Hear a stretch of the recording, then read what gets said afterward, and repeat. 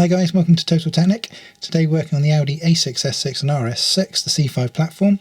In this video we're going to be showing you how to remove your side impact sensors. This is the airbag sensor right here. So I'm going to show you the location of it and how to get it removed.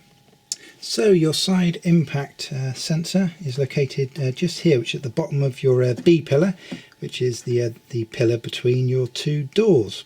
Now obviously to gain access to this we do have a trim that actually runs all the way across the sill here. It's like the sill kick panel trim, so that has to be removed in order to gain access to the airbag sensor. We've already recorded a video on how to remove this section, so if you're unsure how to do that, we'll add a link for you below this video on YouTube. Just scroll down, check that video out if you need some help on getting that removed, and then come back when it's removed and we'll concentrate on the actual sensor itself. So what we're going to do is we're going to undo the two bolts that are holding this in. We're going to leave the electrical connector on just for the time being. So it's a size 10. And obviously we've got two of them. We've got one here and the other one just in there. So we get both of those removed. So with the nuts removed, what you should find is the whole thing's ready to slide forward, and you should, you don't necessarily have to remove this this trim. You should find that will bend forward enough to just get this out. So we'll try that now.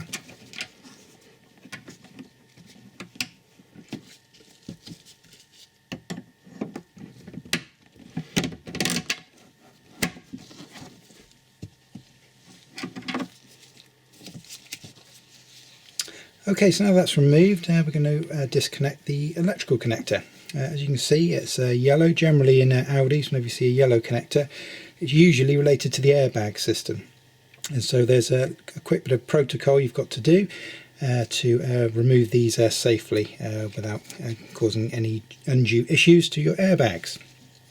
So what you need to do, as per Audi Workshop manual, is you need to disconnect the black negative connector on your battery.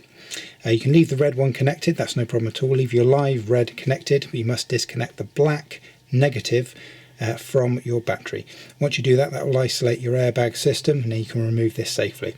If you want to disconnect both connectors from your battery, feel a bit more comfortable doing that, that's not a problem at all. Go ahead and do that. Just remember, you will need your radio code when you plug that battery back in. But for the sake of working on the airbags here, it is only the black that you need to disconnect. Get that done, and then we can look at getting this removed. So it's the usual type of Audi connector. It's got a little kind of security tab on the rear there. If you push a screwdriver in gently, give it a twist. If you're lucky, you get a click, which we haven't on this one. So I'm just going to hold that open and slide that forward, and then release it there. So as you can see, that's the airbag crash sensor completely removed.